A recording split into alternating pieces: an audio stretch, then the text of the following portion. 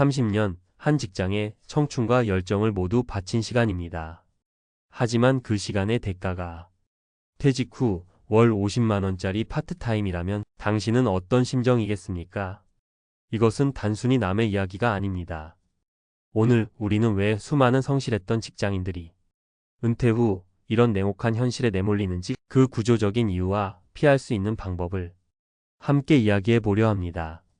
30년 경력을 자부하던 한 대기업 부장이 어떻게 희망퇴직 통보를 받고 결국 야간 경비원으로 일하게 되었는지, 그 가슴 아픈 과정을 따라가 볼 겁니다. 그가 놓쳤던 단 한 가지는 과연 무엇이었을까요? 우리가 꿈꾸는 은퇴와 현실 사이 그 20년의 간극은 대체 무엇으로 채워야 할까요? 영상 끝까지 보시면 그 답에 대한 실마리를 찾으실 수 있을 겁니다.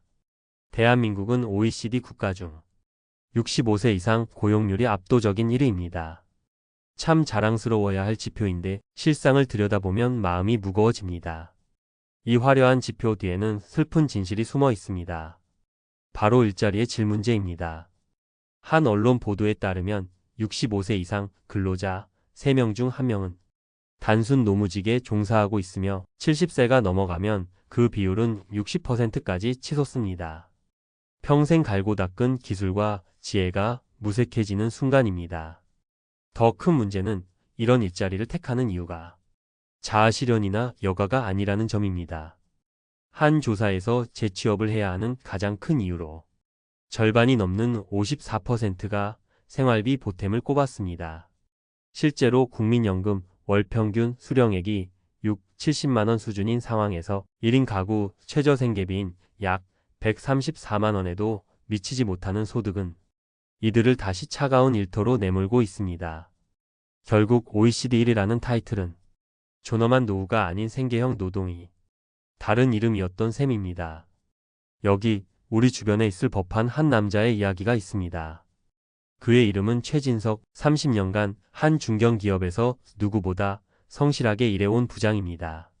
그는 낡은 자동차를 바꿔 탈 여유도 없이 오직 자식들 교육과 집 한 채 마련을 위해 달려왔습니다. 그는 당연히 법정 정년까지 일하며 그동안 부은 퇴직금과 국민연금으로 아내와 함께 평안한 노후를 보낼 수 있으리라 믿었습니다. 하지만 54세가 되던 해 가을, 회의실로 불려 들어간 그에게 회사는 사업 부진을 이유로 희망퇴직을 권고했습니다. 최 부장, 회사 사정이 어려워. 알지? 라는 상사의 한마디에 그의 머릿속은 하얗게 변했습니다. 실제 통계에서도 주된 일자리 퇴직 사유 1위는 정년이 아닌 사업 부진, 조업 중단 등 비자발적 요인이었습니다. 최진석 씨도 그 통계 속의 한 명이 된 것입니다. 막상 퇴직하고 보니 현실은 막막했습니다.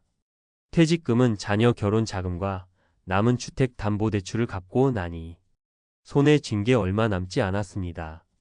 국민연금은 65세가 되어야 제대로 받을 수 있었습니다. 깊어지는 아내의 한숨소리에 그는 소득 공백을 메우기 위해 재취업 시장의 문을 두드렸습니다. 그래도 내가 인사관리와 총무 경험이 30년인데 그는 이 경력이면 번듯한 사무직은 아니더라도 중소기업의 관리직 정도는 충분히 가능할 것이라 생각했습니다. 하지만 수십 통의 이력서를 넣어도 시장의 반응은 냉담했습니다. 나이가 많으시네요. 저희가 찾는 경력과는 조금 다릅니다. 라는 답변만 돌아왔습니다. 결국 6개월간의 구직 활동 끝에 그가 얻은 일자리는 한 건물의 야간 경비직이었습니다. 월 급여는 180만 원 남짓. 여기서 건강보험료 등을 제외하고 나면 생활은 여전히 빠듯했습니다. 순찰을 돌며 차가운 복도를 걸을 때마다 그는 내 30년 경력이 결국 이것이었나 라며 깊은 자괴감에 빠졌습니다.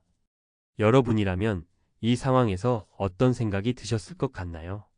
최진석 씨의 실패는 결코 개인의 무능 때문이 아닙니다.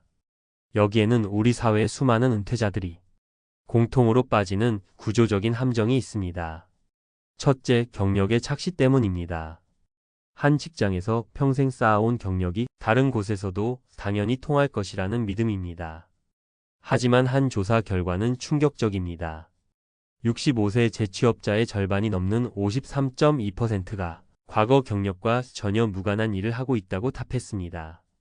내 경력의 가치는 내가 아닌 시장이 평가한다는 냉정한 현실을 직시해야 합니다. 둘째, 기대의 함정입니다.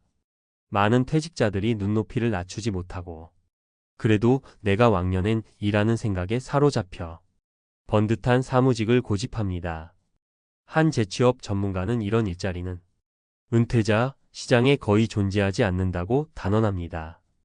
이런 기대와 현실의 불일치가 재취업의 가장 중요한 시기인 골든타임을 허비하게 만듭니다. 셋째, 준비 없는 희망입니다. 다시 일할 의향이 있다.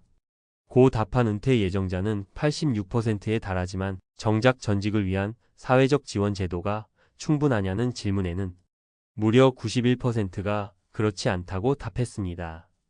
이는 개인의 의지만으로는 사회 구조의 높은 벽을 넘기 어렵다는 것을 보여줍니다. 최진석 씨의 이야기가 남의 일 같지 않아 가슴이 답답하신 분들 많을 겁니다. 하지만 여기서 좌절해서는 안 됩니다. 지금부터가 진짜 중요합니다. 이 어두운 현실 속에서도 빛나는 돌파구를 찾아낸 사람들의 이야기에 귀를 기울여야 합니다. 같은 회사에서 마케팅 팀장이었던 강민준 씨의 이야기입니다. 그는 50대 초반부터 회사의 분위기가 심상치 않음을 느끼고 퇴직 이후를 구체적으로 준비하기 시작했습니다. 책상에 앉아 막연히 걱만한 것이 아니었습니다. 그는 자신의 사무직 경력에만 매달리지 않았습니다. 오히려 퇴근 후 시간을 쪼개 실제 수요가 많은 현장 기술이 무엇인지 꼼꼼히 조사했습니다.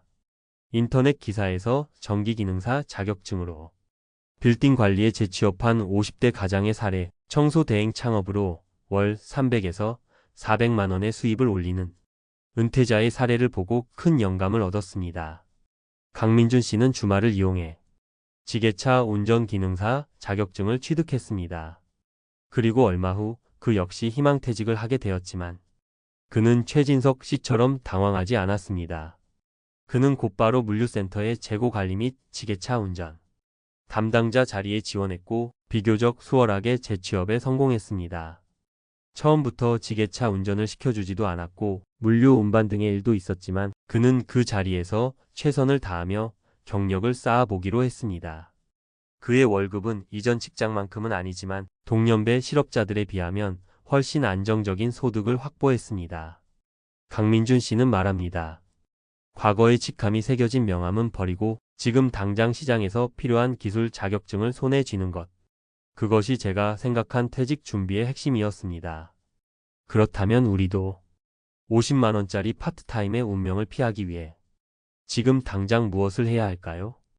오늘부터 실천할 수 있는 3가지 현실적인 행동 지침을 제안합니다. 첫째, 사무직이라는 환상에서 즉시 벗어나십시오.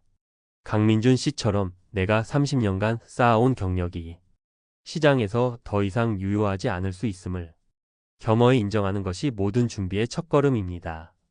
요양보호사, 시내버스 기사, 전기설비 기술직 등 실제 우리 사회가 필요로 하고 중장년층의 수요가 꾸준한 현장직에 눈을 돌려야 합니다. 둘째, 경력 위에 자격증을 쌓으십시오. 막연한 경험보다 국가가 공인하는 자격증 한 줄이 더 강력한 무기가 될 수 있습니다.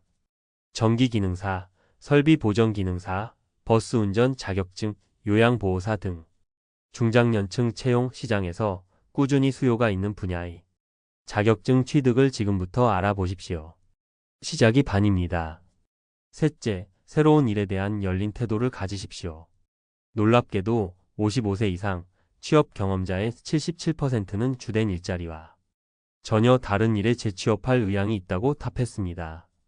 이것은 우리에게 변화에 적응할 잠재력이 충분히 있다는 것을 의미합니다. 이 긍정적인 마음의 힘을 바탕으로 새로운 기술 습득에 과감히 도전해야 합니다. 퇴직 후 월 50만 원 파트타임 은 우리에게 정해진 운명이 아닙니다. 그것은 준비 없는 퇴직이 맞이하게 될 아픈 경고등일 뿐입니다.